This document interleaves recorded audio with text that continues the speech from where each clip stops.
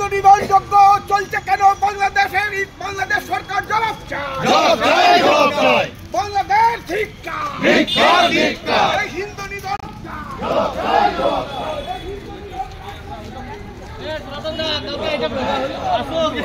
ঠিক আছে। বাংলাদেশের হিন্দু নিধনযজ্ঞ কার সাথে? সরকার জবাব দাও। বাংলাদেশের মানবাধিকার লঙ্ঘন কার সাথে? জবাব দাও। বাংলাদেশ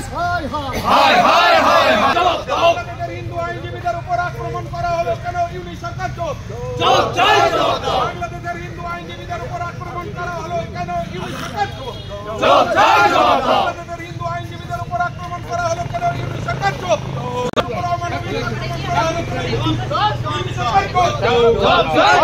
ইউনিশ সরকার বাংলাদেশের নিরীহ আইনজীবীদের উপর আক্রমণ করা হলো কেন? ইউনিশ সরকার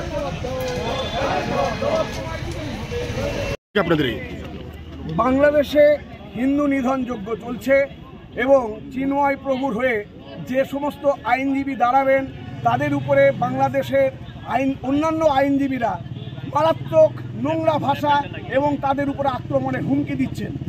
এইটা কোন গণতন্ত্র? যে দেশে গণতন্ত্র থাকবে একজন আসামিরও অধিকার আছে তার আত্মপক্ষ সমর্থনের জন্য, কিন্তু বাংলাদেশ সরকার এই সমস্ত মানবাধিকার লঙ্ঘন করছে।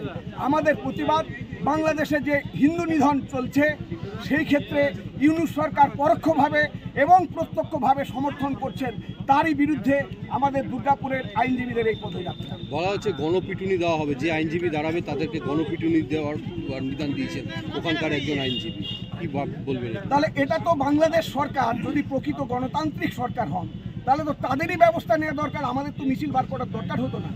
এটা একেবারেই স্পষ্ট যে তাহলে ওখানে সরকারের মদতে কালো কোট পরে আইনের যারা রক্ষক তারা কোর্টের মধ্যে দাঁড়িয়ে বলছে ইউনিশের হয়ে যারা ওকালতনামা জমা দেবেন,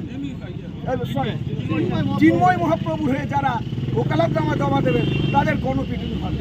কাজেই আমরা হিন্দু হয়ে, সর্বাপেক্ষা বড় কথা আমরা আইনজীবী হয়ে, আইনজীবীদের যে অধিকার সেটা সারা পৃথিবীতে একই রকম থাকুক, এই সাম্যতা সারা পৃথিবীতে থাকুক, আমরা তাই আইনজীবীদের স্বার্থে, আইনজীবীদের উদ্দেশ্যেই এই কিছু।